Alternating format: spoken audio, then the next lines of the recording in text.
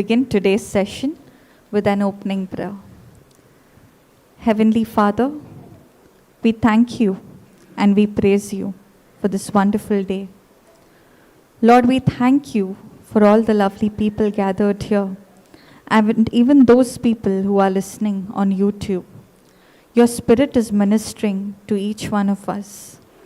The way you teach us, nobody can teach us. The way you guide us, Holy Spirit, nobody can guide us. Take complete authority of this entire session.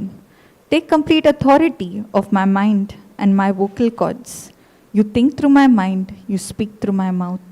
Let every word that is spoken over here be completely of yours, Holy Spirit, and nothing of mine. And I bind every spirit of distraction, disturbance, and unbelief, which has come to steal, kill, and destroy.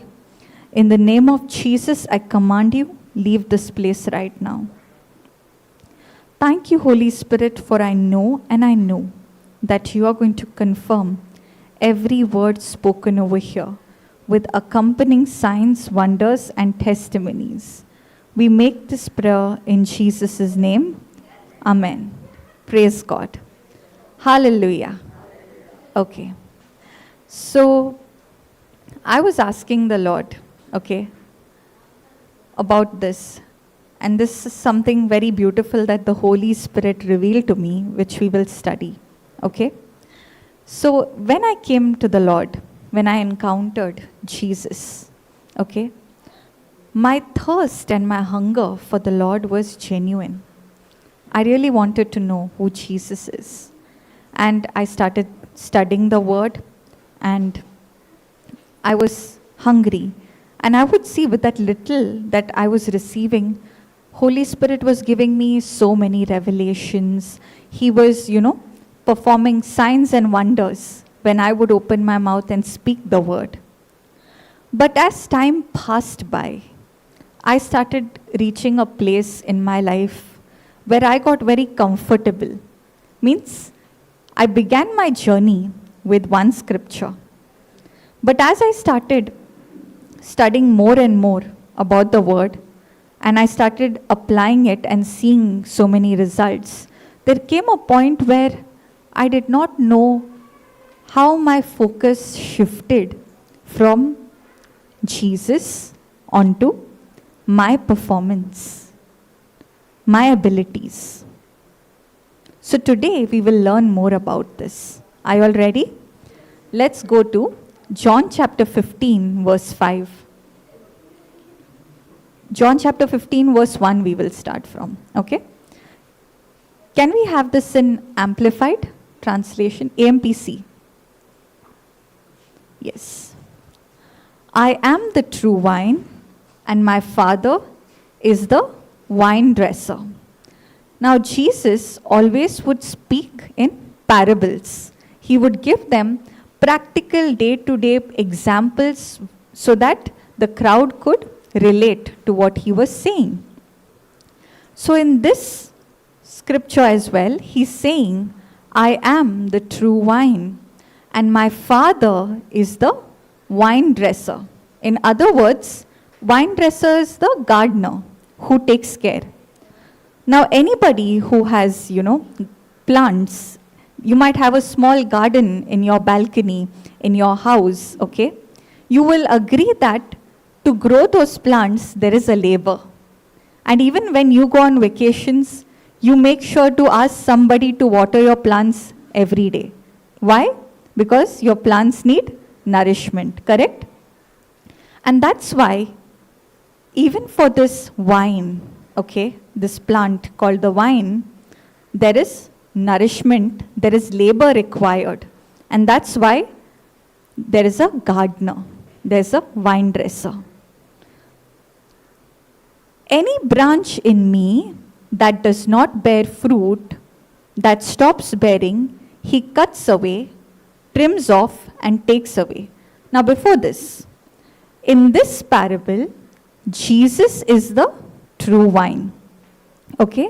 And God the Father is the gardener. He's the vine dresser. And we are the branches. So he says, any branch in me that does not bear fruit, that stops bearing, he cuts away, trims off, takes away.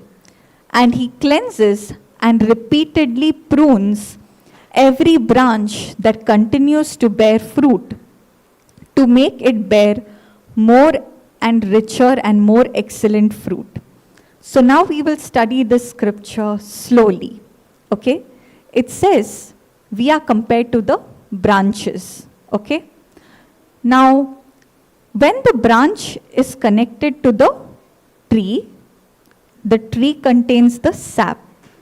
Like this parable, when the branch is connected to the vine, all the nourishment is coming from the vine, all the nutrition, because the manure, everything is being put, right?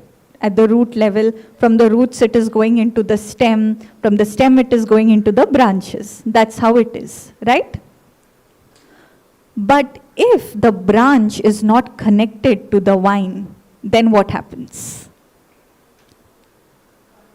It will not bear fruit. It cannot bear fruit. And that branch starts drying up. Correct? So in the beginning, I was very connected to the Lord. But there came a phase in my life where my focus slowly drifted from Jesus onto my performance. What I have to do to perform. Can that happen? We start off genuinely and then we go into performance mindset. Yes? Can we go to Galatians 5:4?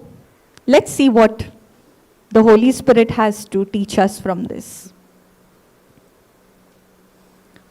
Thank you, Holy Spirit. If you seek to be justified and declared righteous and to be given a right standing with God through the law, you are brought to nothing and so separated, severed from Christ. You have fallen away from grace, from God's gracious favor and unmerited blessing. A person who tries to perform, a person who depends on his abilities, he is trying to depend on himself, he is cut off from grace. He is separated from Christ.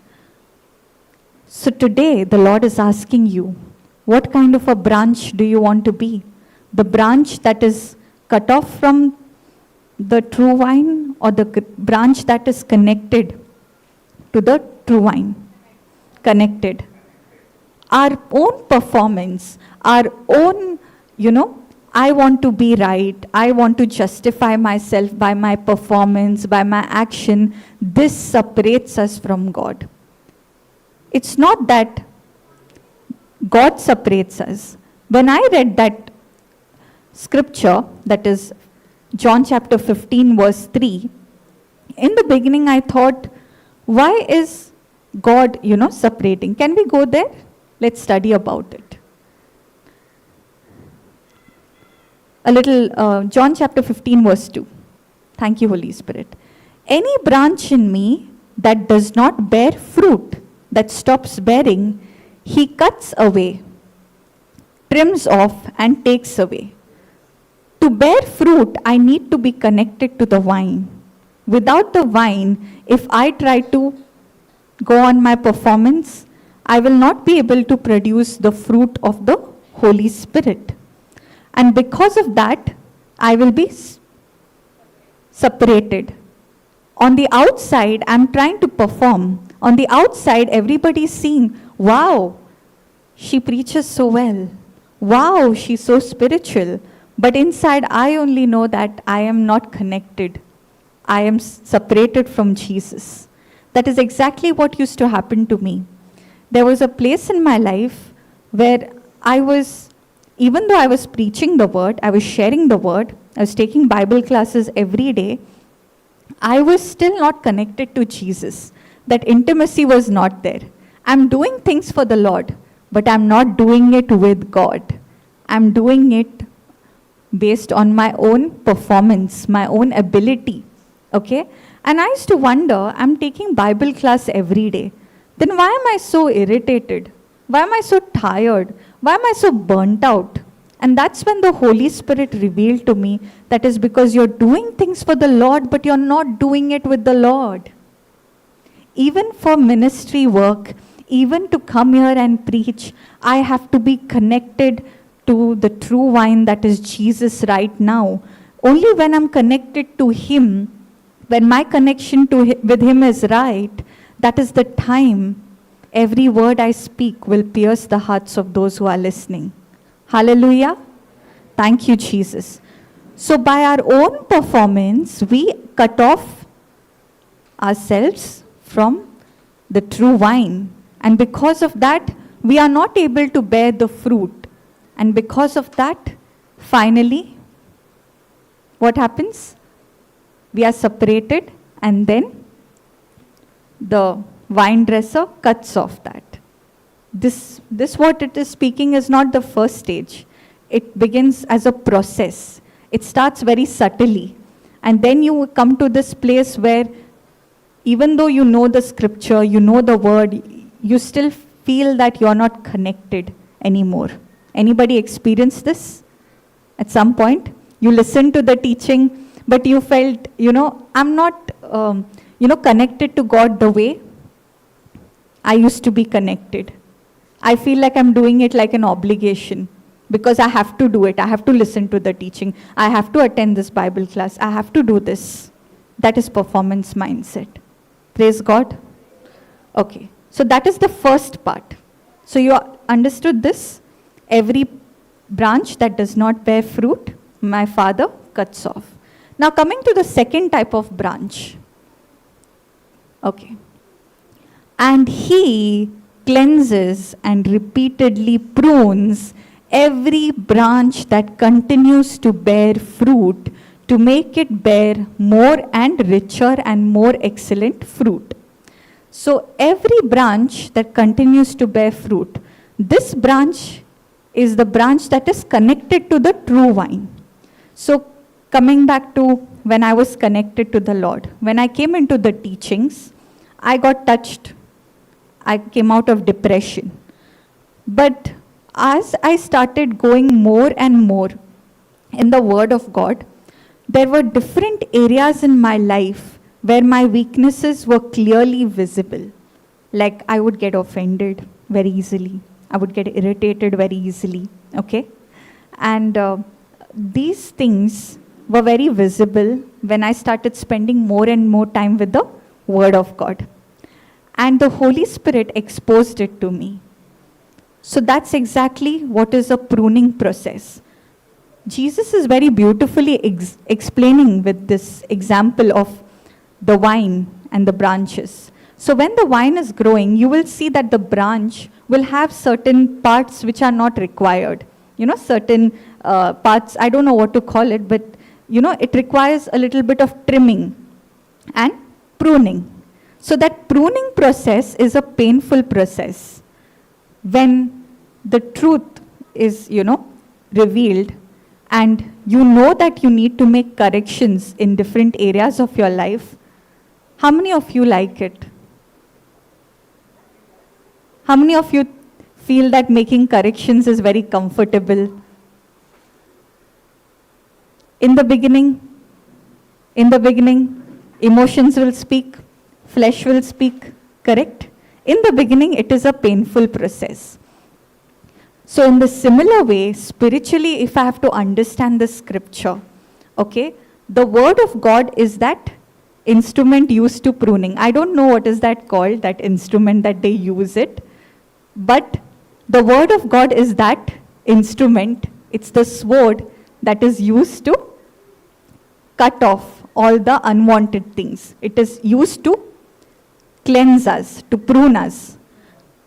And the gardener, that is God, cleanses and repeatedly prunes every branch. So can you pay attention to that word? Repeatedly prunes. Repeatedly means continuously. So every day I would hear the teaching. Every day the Holy Spirit would show me areas of weakness. Now I made correction in one area. Then I'm listening, I need correction in another area. There I made corrections, now another area. So it is a lifelong process. This pruning is a deliverance, okay? It's a cleansing process, which is a continuous, a lifelong process. It's not something that you came one day for a retreat, one teaching, your life changed. No, it is a constant process. And in this pruning, all the areas of weakness. For some people it might be offense, some people it might be addictions, some people it might be different areas where we need to make correction in our thinking, in our, taking our emotions into authority according to the word of God, all those things. So this is what it says. He cleanses and repeatedly prunes every branch that continues to bear fruit, so that to make it bear more and richer and more excellent fruit. When I was new in the Word of God, okay, I was very connected to the Lord. But there were so many areas in my life where I needed so many corrections. God had a desire to use me, but He can't use me that way. Before He has to use me, He has to prune me, He has to train me. Only when I yield myself to the corrections, to make that corrections, that is the time God opens doors where I can be useful for His kingdom. Think of it. You're a salesperson, okay? You have a business. For your customer, will you give a defective piece or you will give the best product? Best product, no? You will not give the worst thing. So, when we all came to the Lord, we all came as defective piece. Yes? We needed some repairing. Yeah? So something, it's just like this. When a car, okay, say one part of the car is spoiled, you don't buy a new car, right? You only repair the spare parts. So in the same way, we all need some repairing process in different areas of our life. We all are work in progress. Hallelujah. Thank you, Holy Spirit. And we are continuously a work in progress. And we need some kind of repairing in different areas of our life. And that is exactly what the Lord is teaching us. That is the pruning process. And it is painful because we can see our flaws. And, to make corrections, you have to overcome the feelings that come with it. In the beginning, I'll be very honest. I would not like it when anybody would correct me, in general. Not when I came in the Word, but before that itself. I was very sensitive.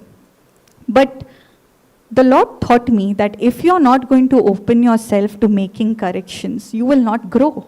I can't use you because you're cutting yourself from me. You're saying, no, I don't want to make correction in this area of my life. I don't want to be teachable. I have cut off myself from grace. Grace is saying, you can't do it on your own. You need to depend on me to bear fruit. You need to depend on me to make that correction. But if you're not ready to acknowledge that you're wrong, you're not ready to make that correction, then how can I use you? Right? Hallelujah. Thank you, Jesus. And it's just a continuous process.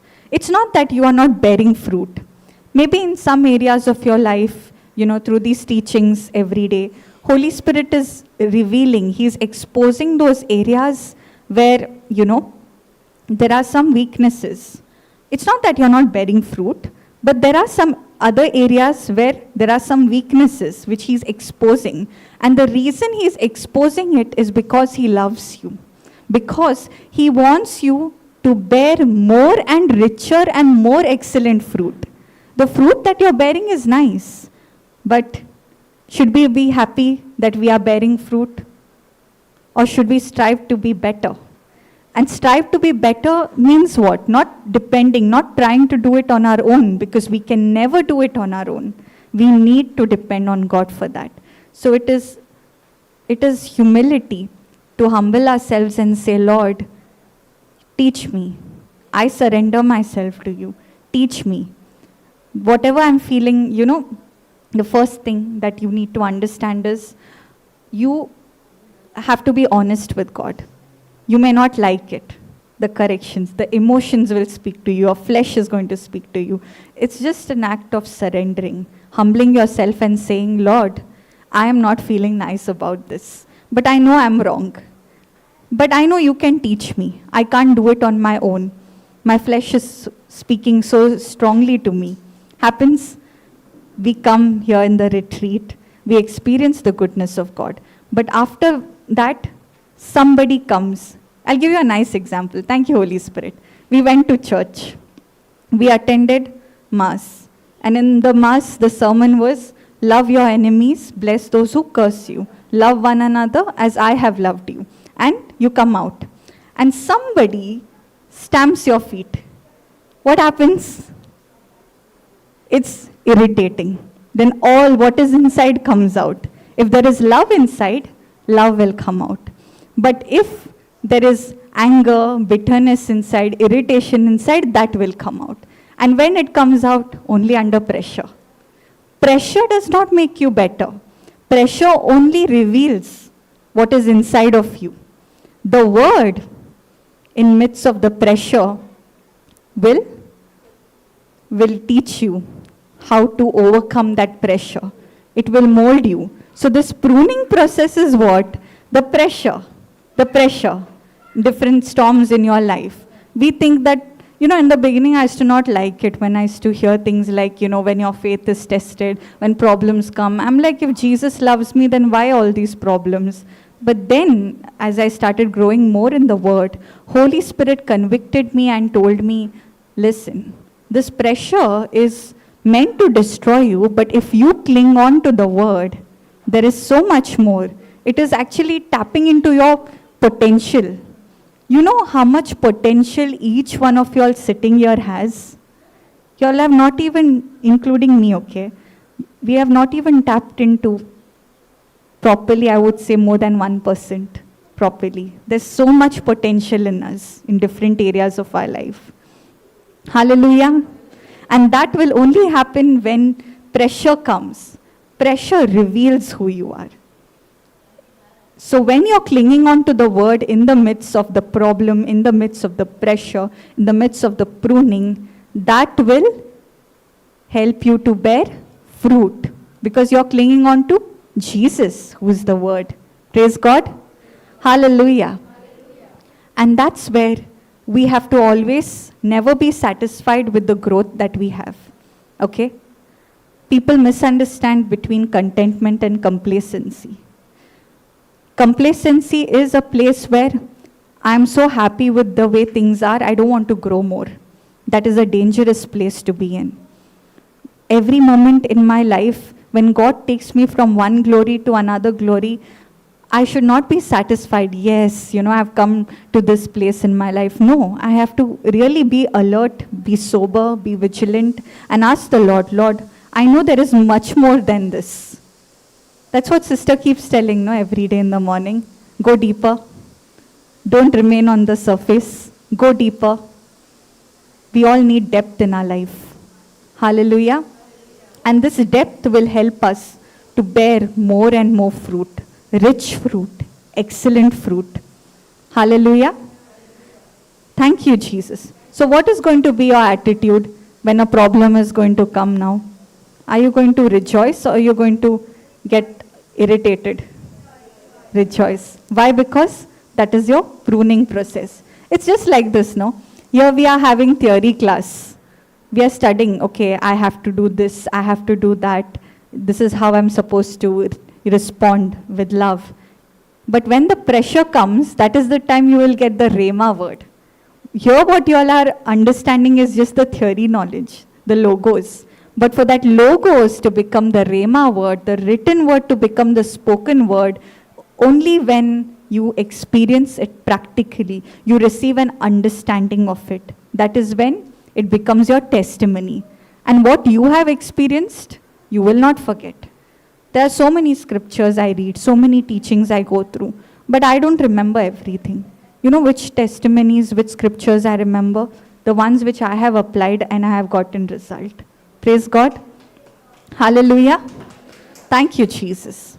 Now, John 15:3 says, "You are cleansed and pruned already because of the word which I have given you, the teachings I have discussed with you."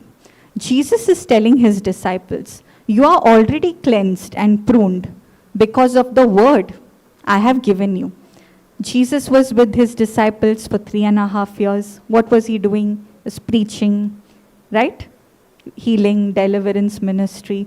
And all the time he would explain all the parables, what it meant also he would explain to his disciples. And that's why he's telling them, you're already cleansed, you're already pruned because of the word which I have given you, the teachings I have discussed with you.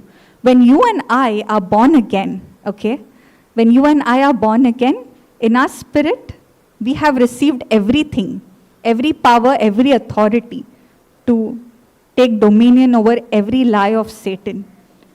But the key to this is the next part. Dwell in me, and I will dwell in you. Live in me, and I will live in you. Just as no branch can bear fruit of itself without abiding in, being vitally united to the vine, neither can you bear fruit unless you abide in me. It's saying, dwell in me. That is, continue. Consistency is the key. If you're going to listen one teaching and say, I know this teaching, now I don't want to listen to this again, that is walking in spiritual pride. So the key is dwelling. What's the difference between dwelling and visiting? Okay, I'll ask you another question. Hotel versus home. In a hotel, can you stay for 1 year? Nobody stays. Few days you can stay. But at the end you want to go home. You all have come here. It's not that we are not having a wonderful time here. We are having. But after the retreat ends, we all want to go home, right? Because home is home, right? What if, exactly, because we live in that place. So we have to live in Jesus. We have to abide in his word, not come like visitors.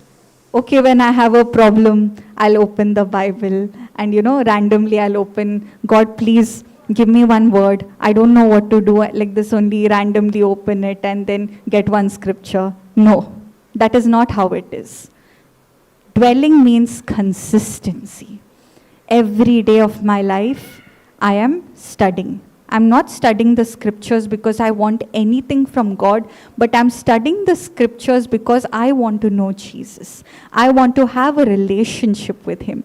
And that intimate relationship with him will help me to stand firm in my faith when trials come, when problems come. Okay?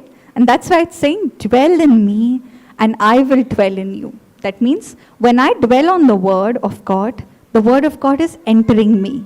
So it's a connection. I'm connected. Just as the branch is connected to the vine, when I dwell in the word, I'm connected to Jesus and Jesus is connected to me. Just as no branch can bear fruit of itself without abiding in, being vitally united to the vine, neither can you bear fruit unless you abide in me. So without being connected to Jesus, just as a branch on its own cannot bear fruit, in the same way, you and I can never produce the fruit without being connected to Jesus. Studying the scriptures, okay, having the knowledge, the theory knowledge of the scriptures is one thing, and having an intimate personal relationship is another thing.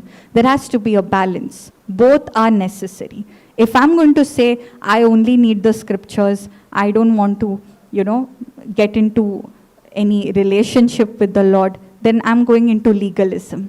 I'm going into performance. At the same time, if I'm saying, I only want to, know Jesus, I have the Holy Spirit inside me, but I will not study the word, I'm going into emotions and feelings.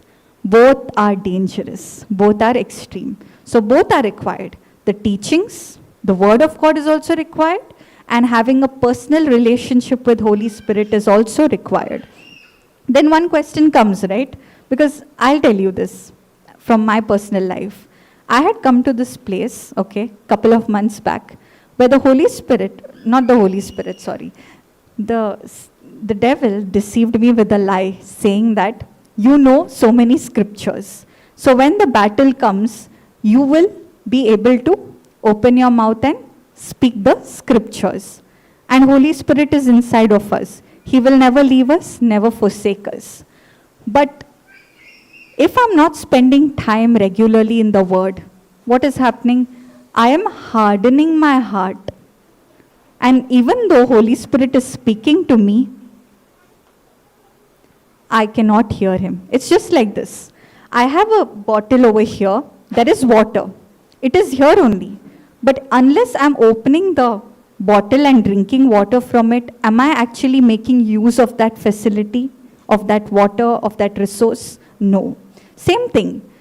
If I'm not going to spend time in the Word, how will I know whether it's Holy Spirit speaking to me or is it the devil speaking to me? How will I be able to discern? Correct? It's just like this. Okay, thank you, Holy Spirit. Another example. When you buy any microwave or any gadget, along with that comes the manual, correct? So how many of y'all read the manual? No. But at least sometimes it's required. When y'all get stuck, you need the manual, right? To use the device. So the manual is the Word of God, and the device is Holy Spirit. So to be sensitive to His voice, unless I know how to use where to press what button, I won't know it until I have the knowledge of the Word of God. So that's where the knowledge of the Word of God is essential, which is getting deposited in my spirit the more I'm spending time in the Word. And then a problem comes in my life and Holy Spirit reminds me that scripture. Praise God. Hallelujah. Thank you, Jesus. It's just like this. Today when we were having the anointing session, what did sister say? While praying in tongues, you can be meditating on the Word of God. So as I was praying in tongues, I had read the scripture very long time back, say 3 years back. But Holy Spirit brought this to my remembrance to give me all the revelations while I was praying. But if I had not deposited the scripture, can Holy Spirit remind me what I don't know? No. Right? That's why studying the Word is important, along with fellowshipping with the Holy Spirit. That's what this means, that neither can you bear fruit unless you abide in me. Thank you, Jesus. Can we have John 15 verse 5 in TPT version? Okay, I like this. I am the sprouting vine, and you are my branches. As you live in union with me as your source, fruitfulness will stream from within you. But when you live separated from me, you are powerless. So I was telling, right, when I was having that time in my life where I got deceived by the lie of Satan, saying that I know the scripture, and when any problem comes, Holy Spirit will remind me.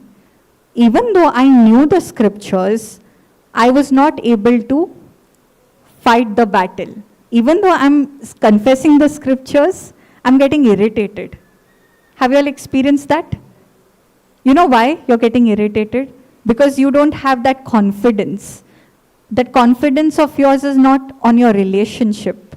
That confidence is on, okay, I have to do this. I have to do this. It's just like this.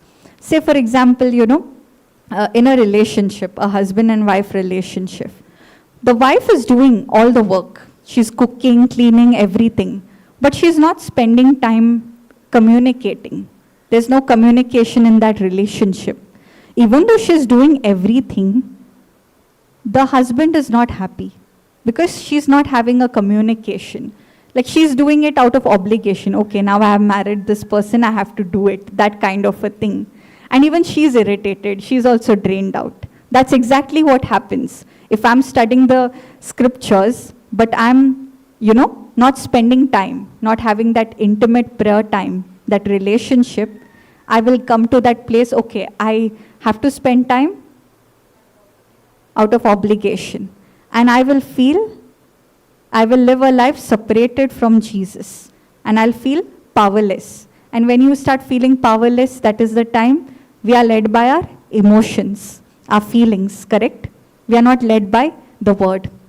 Even though we know what we are doing is wrong, we feel that I can't do anything about this. I feel so powerless. Have you all felt that? Any of you all? Thank you, Jesus. So that is what this means. The key is never ever shift your focus from Jesus. Let Jesus be your source in every area of your life. Let Jesus be your source. You should be connected to Jesus in every area of your life. Not like, okay, selective areas. Few areas of my life I'm connected to Jesus, but there are some areas of my life I'm living in sin. That won't work. That is where you will feel powerless. Have you all experienced that phase in your life? You're in the Word, you know the Word, you're studying the scriptures, but some areas of your life, you're not seeing any growth. You're seeing that you're struggling with sin. Yes? That is because in that area of your life, you have not renewed your mind. You are not surrendered that area to Jesus. You have taken it upon yourself. The key is surrender. Let go. Let Jesus be your source in that area. Tell the Lord, Lord, I can't do it without you. I need your help. I need you, Jesus. I need you. When you say that, when you humble yourself, Holy Spirit really gives you the grace. Hallelujah. Thank you, Jesus. And that's when fruitfulness will stream from within you. You know, God has a plan that we all have to be fruitful. We have to walk in supernatural every day. When I see the early church, every day in their life was a supernatural. It is not once in a blue moon that they saw the dead come to life. They saw so many healings and miracles. Every day they were walking in supernatural. But we are so happy with one day I saw a miracle. After that, what? Every day of our life, we have to have that supernatural things happening in our life. We have to desire it. And we have to go higher and higher from one glory to another. And that is only possible when I abide in Jesus. Praise God. Hallelujah. Can we go down?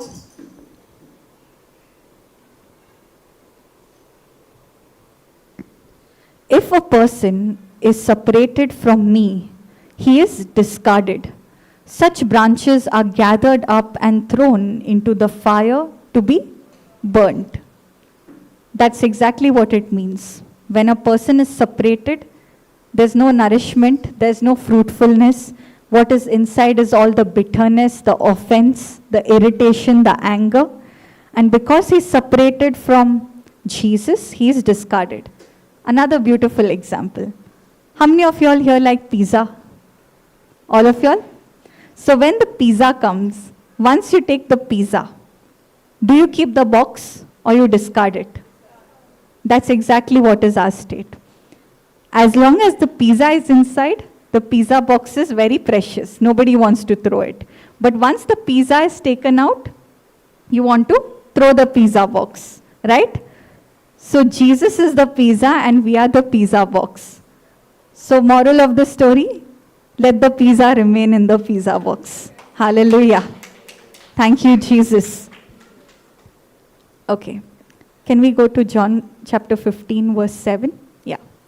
But if you live in life union with me, and if my words live powerfully within you, then you can ask whatever you desire, and it will be done.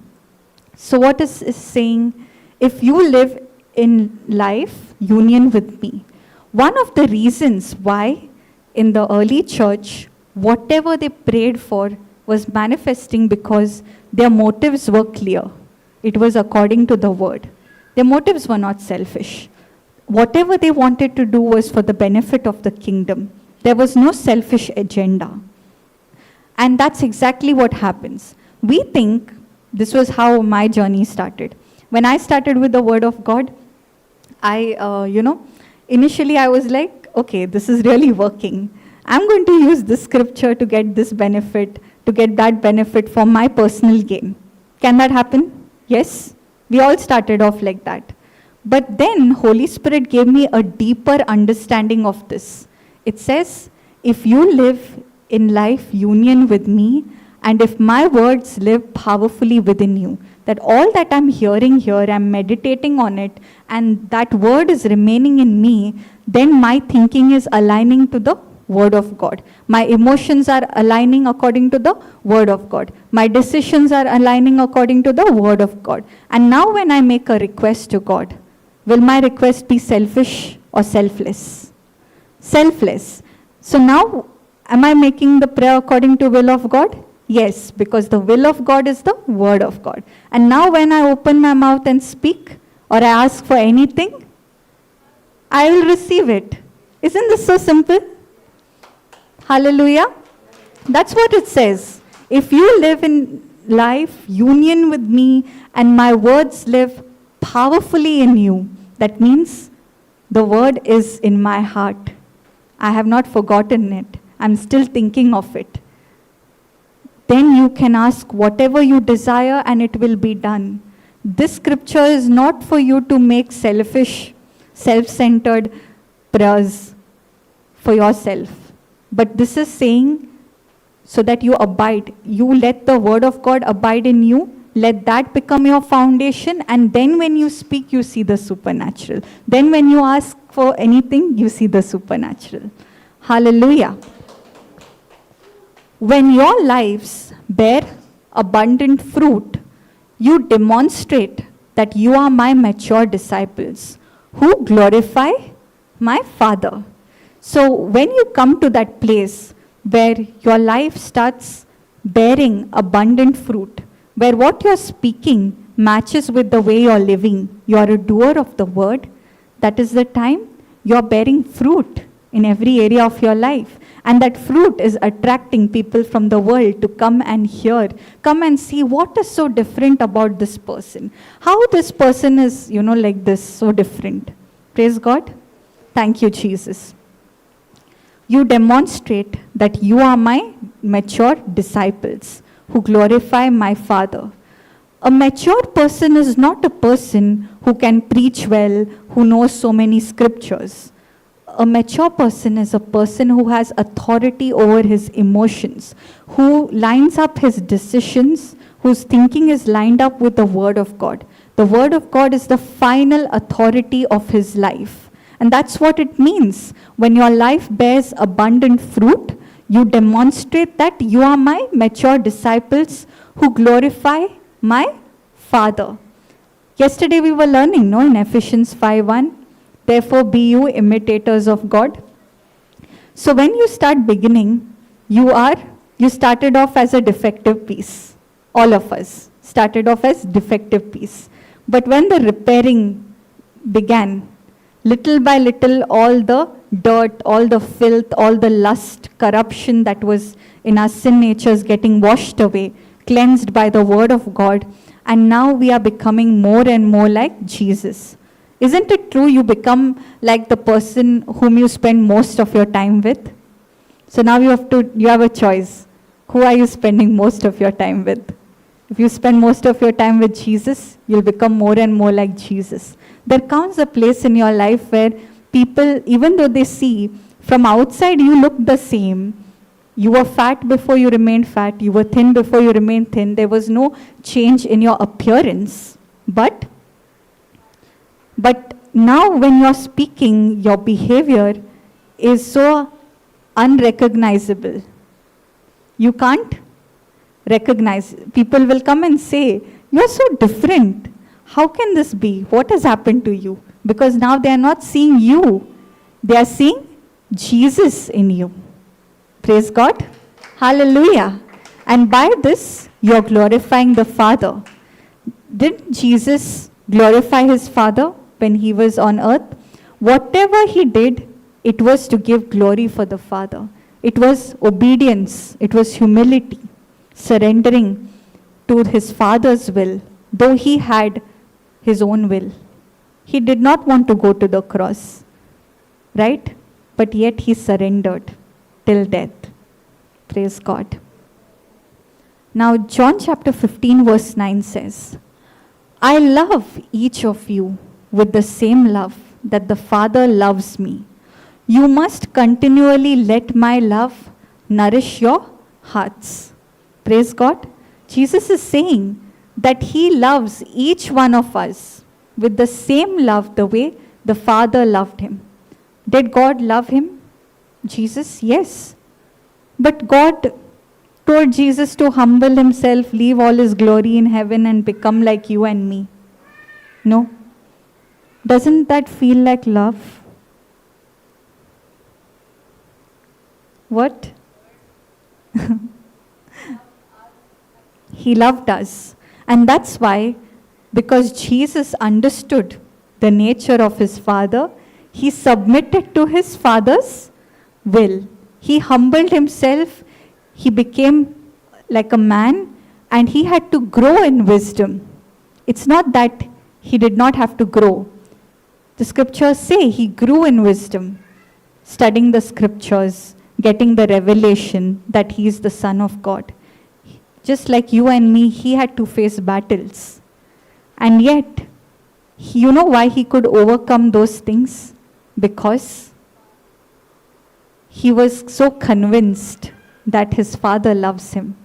You know, we said, right, when Jesus was baptized at the river Jordan, he heard the voice of his Father. This is my beloved Son, with whom I am well pleased. Why did God say that? Because he was pleased with the way Jesus was living his life on earth. Jesus began his ministry at the age of 30. So for 30 years, he was submitting to his parents. It would have not been easy. I want to ask all the children here, when your parents tell you to do something, do you feel nice? Or you get irritated sometimes? Maybe you will not tell it in front of them because you're scared, but then behind, Mummy is so irritating. Dad is so irritating, so annoying. Correct? Feel that? Jesus also would have felt that when he was going through it. Because he's the Son of God, I sometimes wonder if his parents would say something and he would be like, this is contradicting to God's word. You know, I'm God. He could have had that. But he humbled himself and he submitted to his parents on earth who were imperfect, even though he was the perfect God. Praise God. Hallelujah. And you know why he did that? Because he was so convicted of God's love. You know what helps you to walk in love? When you are convicted of God's love in your heart. Romans 5:5 says, right? But hope does not disappoint us because of the love that God has poured into our heart through the Holy Spirit. God will not ask you to do something you're not capable of doing. Because he has empowered you through the Holy Spirit, the first thing that happens when a person gets born again is, it's not power, it's not praying in tongues. The first thing that happens is a desire to spend time with the Word and getting a revelation of God's love that fills your heart. That's the first area, understanding God's love. That changed me. That was the first area where, the Holy Spirit was working in my life. And that's why I can see how God's love has transformed my nature. I was not like this. But as I started studying more of the Word, I realized because of the love of God, God loves us, that's why he corrects us. The trials that are coming is for us so that we can bear more fruit. Praise God. Hallelujah. And that's why it says, I love each of you with the same love that the Father loves me. You must continually let my love nourish your hearts. I was asking a question to the Lord. I was asking Holy Spirit, when persecutions come, when opposition comes, when everything seems so negative and I have to walk in love, how can I do that? On my own strength, it is not possible. So the key is here. When I let God's love nourish my heart, when my heart is filled with the love, no matter what the other person comes and tells me, no matter what anybody comes and tells me, I am not affected by it because I am brimming with the love of God. I'll give you an example. You see this bottle full? Can I fill water in this? No. Why? Because it is full. So we have to let our hearts get filled with the love of God. So when Satan comes and brings all the offense, all the bitterness, all the corruption, you can show Satan your heart and say, Satan, my heart is full of love. There's no place for you. Hallelujah. Thank you, Jesus. So the key is letting God's love nourish your hearts. That is the key. Love is the key because love never fails. Now let's go down. Isn't this beautiful? Because I'm also learning with you all. Praise God. If you keep my commands, you will live in love. Just as I have kept my Father's commands, for I continually live nourished and empowered by his love. Jesus is telling his disciples, if you keep my commands, my commandment, the word of God, what the word of God says, you will live in my love. If I want to know that I am experiencing God's love, that will only be seen in my horizontal relationship. You know what is the meaning of the cross? Vertical and horizontal. Vertical is my relationship with the Father, where I am on the receiving end. But when it is in the horizontal, I am not at the receiving end. I am at the giving end. But if it is the other way around, where I am receiving from there, then all the disorder starts. So I am God's beloved. Beloved is the one who receives. Lover is the one who gives. You all understood this? Hallelujah. Thank you, Jesus. So who's my lover? God is my lover. And people are my beloved. Hallelujah. Thank you, Jesus.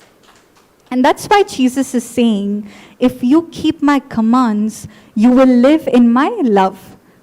So you have been made perfect in the love when you are walking in love. You are abiding by the word, even when the pressure is high. Just as I have kept my Father's commands, for I continually live nourished and empowered by his love. See the secret of Jesus' victory on earth until the time of cross.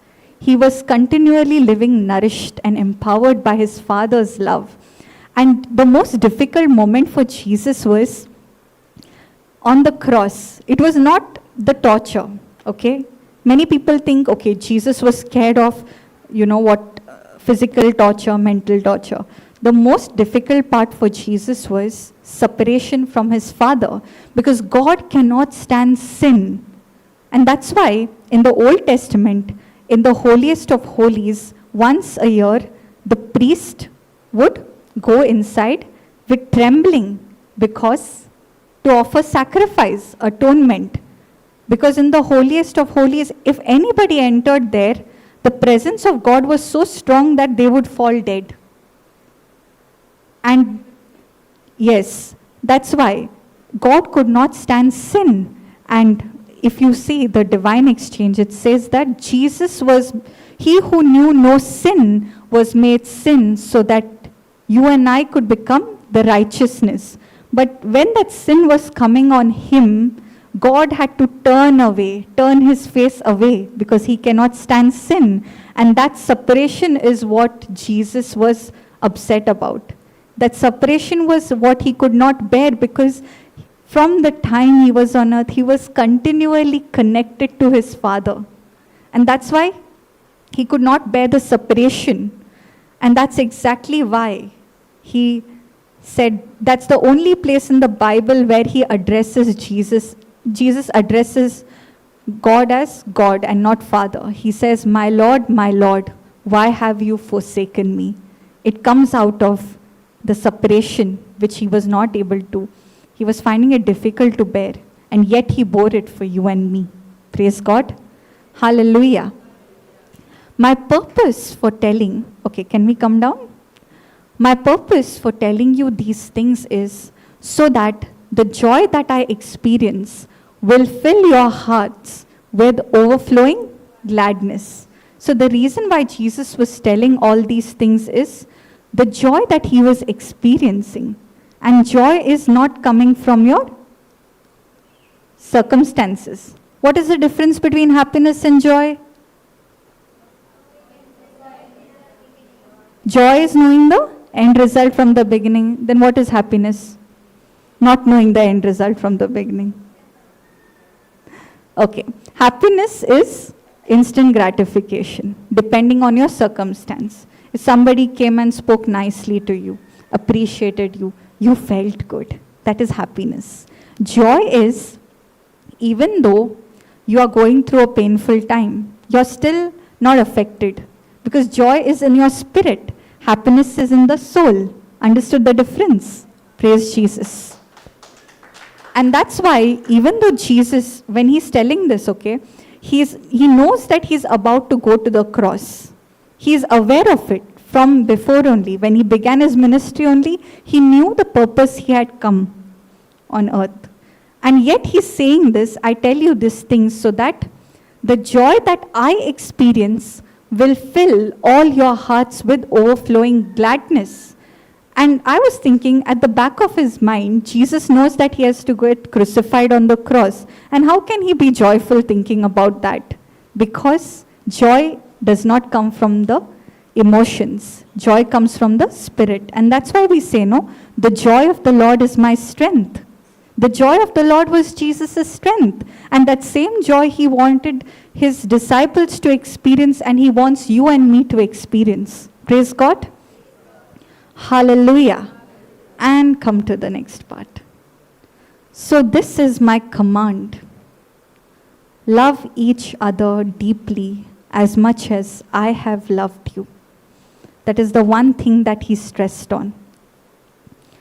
It's like the vertical and the horizontal. Both have to go hand in hand. What you receive from the vertical should demonstrate when you're giving it to people. If that is not demonstrated, that means something is wrong. There is some corrections to be made. Praise God. For the greatest love of all is a love that sacrifices all. And this great love is demonstrated when a person sacrifices his life for his friends. The greatest love of all is a love that sacrifices. But we all, from the time we are born, we watch movies and we get all a corrupted idea about love, which is sensual, which is based on emotions, which is on craving from the flesh, from the soul, connected to our emotions. But the love that Jesus is talking about is a love of sacrifice. What is sacrifice? Can somebody tell me? Sacrifice. You love something, but you're ready to give that up willingly. Say, for example, a mother makes cake or something, pudding or something, and she has made 5 pieces of it. And she has 4 children, okay? Or she has 3 children, and each of them got one piece. And now she's sitting to eat her piece of pudding. And then the smallest child comes and tells, Mommy, I like that pudding so much. Can I have one more piece? Now she knows that she has only made so much. Does she say no? Or she gives what she has also? Yes. Why? Because she loves the child. Does she want to eat the pudding? Yes, she wants to eat the pudding. But does she give it for the child? That is sacrifice. Giving up what you like willingly because you love God. When you come to that place, you might love many things which are not sinful. But do you love Jesus more, that you're willing to give up everything for him? That is sacrifice. That is a love. And this great love is demonstrated when a person sacrifices his life for his friends. This great love is demonstrated when a person sacrifices his life for his friends. This is talking about Jesus giving his life, right? But that is just one part of it. There's more to it. This scripture particularly is speaking about dying to ourselves. There's a scripture, right, in John chapter 12 that says, unless a grain of wheat falls to the ground, it cannot bear fruit. Can you please Google it? Thank you, Jesus. Hallelujah. Because I was trying to understand about dying to ourselves. What does that mean? And I had a wrong understanding of it. I used to think that, okay, dying to ourselves is like I have to deny myself this, I have to deny myself that. And I could be going on performance mindset. But it's like a pressure. I'm giving up things, I'm fasting, I like to eat food and I want to give up that because, I love Jesus. I'm saying that from my mind. But at heart, I'm like, when this fast will get over, when 9 o'clock will come, when I will eat dinner. And even though you're fasting, mentally you're still thinking about food. Is that fasting or is that dieting? Dieting. So we are very alive to ourselves, right? You're not dead to ourselves. Okay, praise God. Let me make this clear. A single grain of wheat will never be more than a single grain of wheat unless it drops into the ground and dies. Because then it sprouts and produces a great harvest of wheat, all because one grain died. Can you see, like if you have seen this location, surroundings around us, so much of greenery, so many trees, right? Can you all believe it all started with one seed? Somebody took the effort to plant that one seed, and that person may not be alive, but the people who are living now are enjoying the beauty of it. That is what dying to your flesh means. You are so conscious of God, you love God to that extent that you're willing to give up the things you love, which may not be sinful.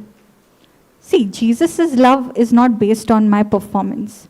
Even though, I got born again, there were times where I would go back to the things I liked doing. But one day, this thing convicted me, saying that even if I live the life the way I want to live, Jesus' love for me is not going to decrease because it is not based on my performance. But wouldn't it be beautiful to live life with the one who came in search of you? Who comes in search of you? Jesus, right? And that life is the best life. And that's why there's a scripture that says, whoever loves his life will lose it. Loves his life in this world will lose it. But whoever loses his life will only find it. And we can only find our life in Jesus. That is eternal life, knowing about him. The more I deny myself, knowingly that, even though I like this, I'm going to sacrifice. I can give you a simple example. Say, for example, you've come home tired and you're from work. And then you get a call for somebody who's in pain, who wants to speak to you. You have two options. You can tell that person, I'm tired today, I'll take your call tomorrow. Or you can say, Lord, I'm tired. I don't know what to do. I'm drained physically. But I know with your grace, you have empowered me. And I'm making this decision to use this time to minister and comfort somebody. And when it becomes powerful?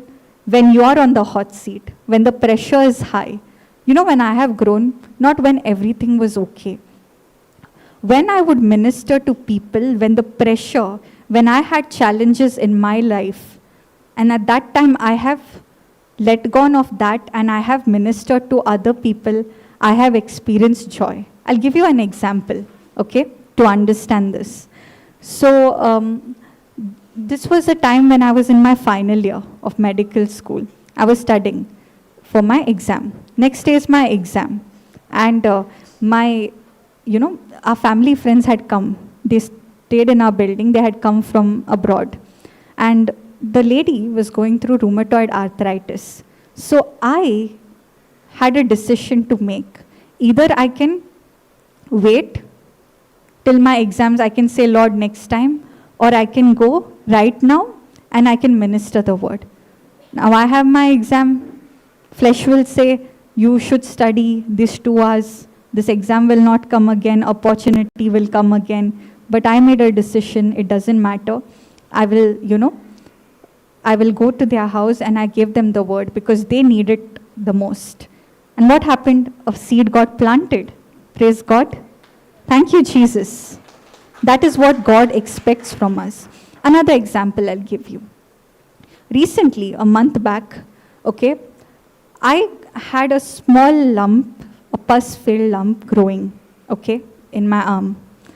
And the day I saw it, I opened my mouth and I confessed Mark 11:22, speaking to the mountain. And I surrendered it. The next day, it started growing more bigger. And when I saw that, I'm getting flashbacks from my surgery postings because I have assisted in such cases. I know what is the treatment. And I'm thinking in my mind, if this continues to grow like this, I may have to show it to a surgeon and maybe get it incised, cut and drain all the pus and maybe take medicines, All these things are coming because of the medical knowledge. And that is the time I only had this in my mind. I didn't speak it aloud. What I did was I opened my mouth and I rebuked that thought and I said, thank you, Jesus, I'm healed. I'm not going to focus. Was the symptom there? Yes. It had grown and it was paining me. But what I did at that time, I made a decision to study the word and minister to people. What happens? It is easy to minister when we don't have issues.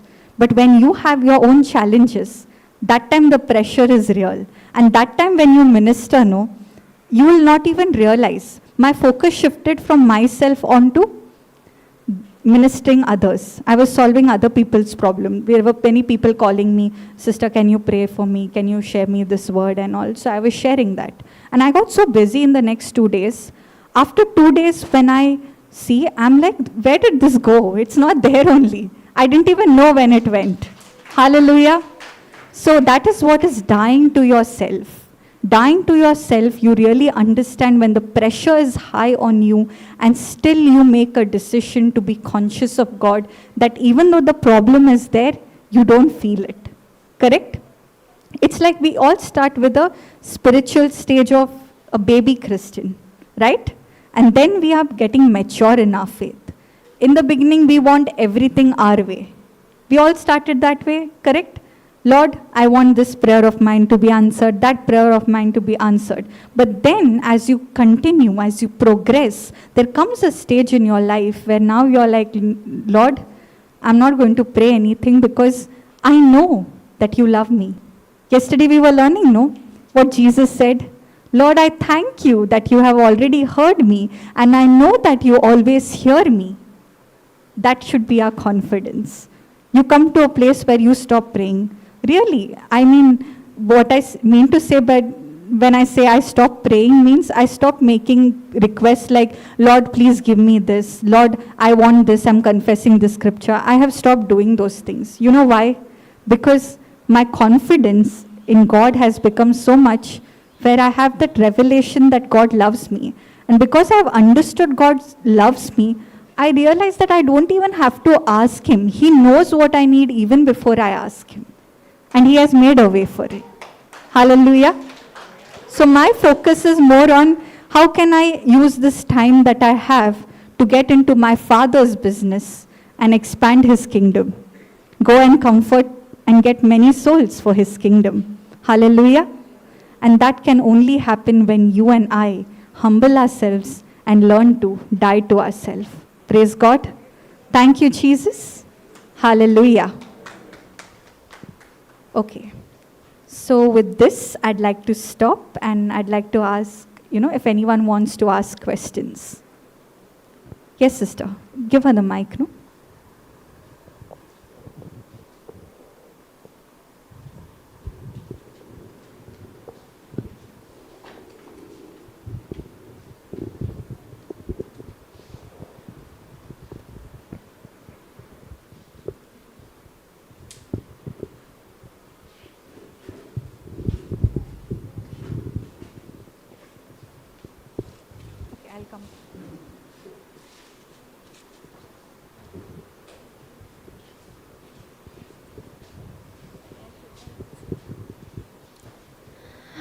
Just sister, when you're teaching, no sister, in our mind, our area, so is needed, because how Jesus also humbled during the cross, the troubles came. In our troubles, like it's small. In Jesus, during the cross, that was how he humbled.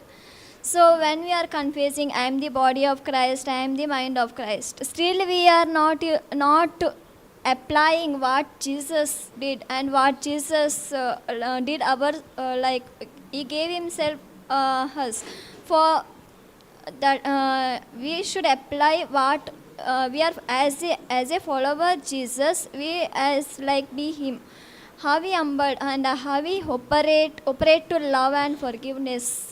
We should need Okay, I'll tell you. So she's saying that when problems come, we confess the scripture. When a issue comes in healing, we say 1 Peter 2:24, by the wounds and stripes of Jesus, I'm healed. Now I can just make it be like a parrot and say, by the wounds and stripes of Jesus, I'm healed. By the wounds and stripes of Jesus, I'm healed. Just for that, the problem goes. But when I received the understanding that what happened on the cross, when Jesus died on the cross, there was a divine exchange taking place. And I just close my eyes and I say, Jesus, when you died on the cross, this sickness, you took it on the cross. And because you took it on the cross, I have received freedom in this area of my life. I have received healing. And you might only say it once. That time you become conscious of what all sufferings Jesus went through. That is the time you have an understanding. So when you say the scripture, you don't just confess it, but you confess it with understanding. You have a practical knowledge of the word, and now you are filled with tears. Why? Because you're conscious of Jesus' suffering. Now what you are going through, that mountain looks like a small stone, a pebble in front of what Jesus went through, right? So having the understanding of the scripture is very important, and only Holy Spirit can give it to you. If you're just going to confess the scriptures but have no understanding, you will not see the manifestation. Because what is understanding? Understanding is having practical working knowledge of the word of God. Praise God. Hallelujah. And also just we have how Jesus unconditional love, we also operate same love, because Jesus never said I, myself, my. He saw us like all are same in his eyes. Praise God. Yes, and that's why you see that scripture, unless a grain of wheat, it falls on the earth and dies, it cannot bear fruit. So when I have to walk in love, dying to our flesh in the area of love and forgiveness, somebody is coming against me, speaking something, it is very easy for me to get into offense and irritation. But when my heart is filled, nourished by the love, like this water bottle, I'm so conscious of God's love, so overwhelmed with his love. Now I'm crying, you know why? Because I'm not crying thinking what that person said to me. I'm crying thinking how much Jesus loves me. And that same love I want to give that person. Hallelujah. Thank you, Jesus. Anybody else?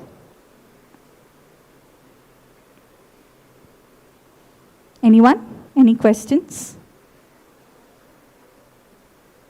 Anybody would like to make the Thanksgiving prayer? Yes, come.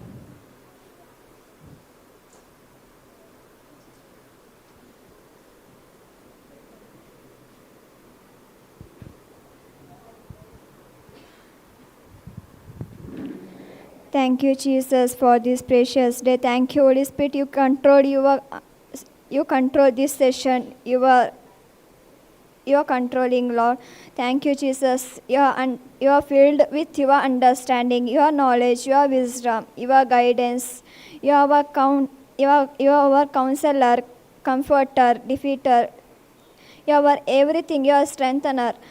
Yes, Lord, because we are weak in our physical senses, but we are strong in our spiritual. With you, we are strong, O Lord Jesus. You know us very well. We are did mistakes so many, but still you are love us, because you know our heart condition, O Lord Jesus.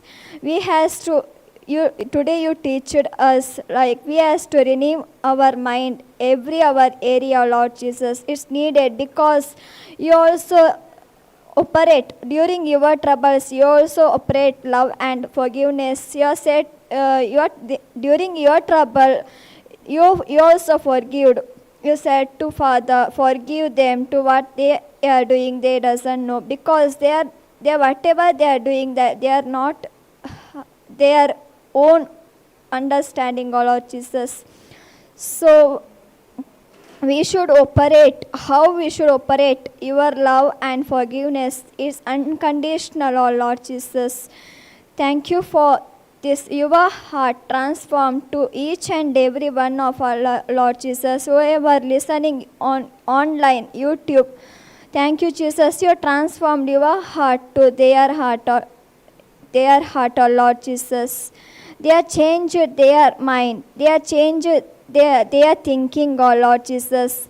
And they are restored their relationship because of unforgiveness. They are forgiven and one and each other. How you forgive. I believe and I received it in Jesus' name. I will pray in Jesus' name. Amen.